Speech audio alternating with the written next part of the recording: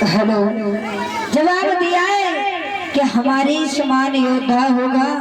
राजा महाराजाओं की क्या बात है, उस पर इंद्र भी नहीं जीत पाएगा। प्यारे भक्तों, जैसे ही ये बात कही हुई और कहने लगा, और सुनो क्या करेगा।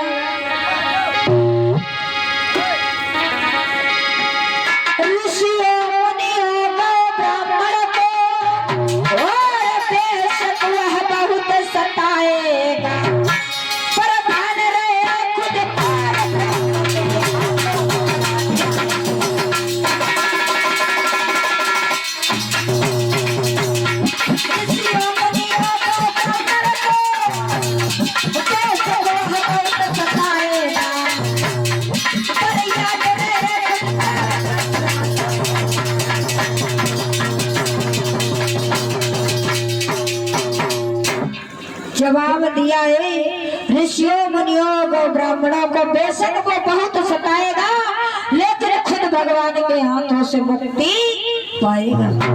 प्यारे भक्तों, जैसे ही ये बात कही है तो वो पवन रेखा कहने लगी, अरे जा जा नालायक, जैसा तो है वैसा ही तो बिल्कुल होगा। और बोला है कि तुझे पता है कि जब उस बालक का जन्म होगा तो इतना आंधी तूफान आएगा, वहां प्रलय बच जाएगा। प्यारे भक्तों, जब इतनी बात कही है तो पवन रेखा कहने लगी है, जैसा तो है नीचे वैसा ही की तोरी औलाद होगी। प्यारे भक्तों, इधर इतनी बात कहने के बाद में हुआ ऐसा कि पवन रेखा फिर से अकेली रह गई।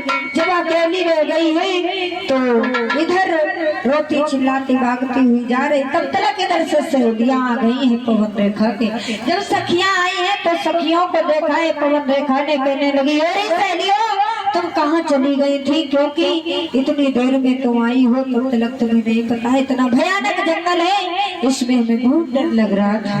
प्यारे भक्तों, जब ये बात कही है तो सहेलियों ने पवन रेखा को देखा है तो कहने लगी, अरे पवन रेखा, ये तुम्हारे सारे श्रृंगार को क्या हुआ, ये तुम्हारा श्रृंगार कैसे उजड़ गया है। तो पवन रेखा बोली है कि सुनो सहेलियों, रानी बोली तुम निकल गई और बंदर ने हमें पछाड़ दिया।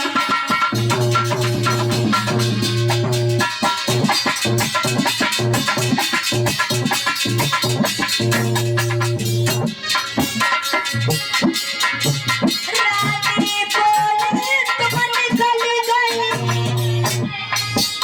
बंदर ने मुझे पछाड़ दिया, सारा श्रृंगार बिगाड़ दिया, सारी साड़ी को फाड़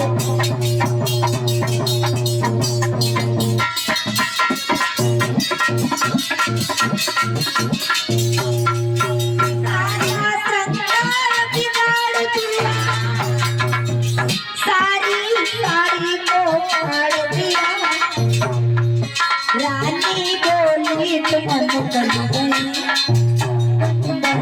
हमें पछाड़।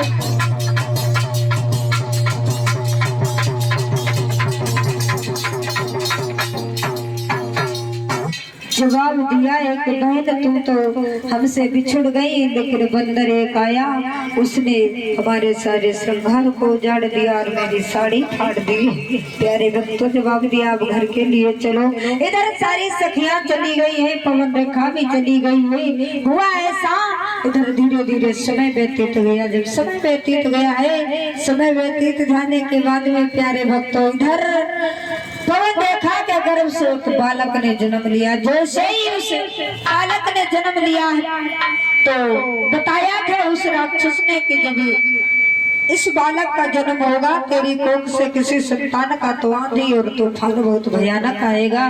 तो वैसे ही आंधी तूफान आने लगा है, बिजलियां तड़कने लगी है।